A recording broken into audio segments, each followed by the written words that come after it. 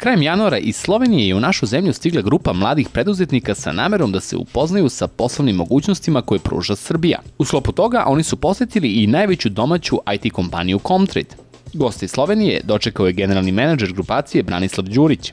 On im je predstavio istorijat Comtrade-a koji je započeo kao malo preduzeće i predanim radom izrastao u jednu od najznačajnijih kompanija u regionu.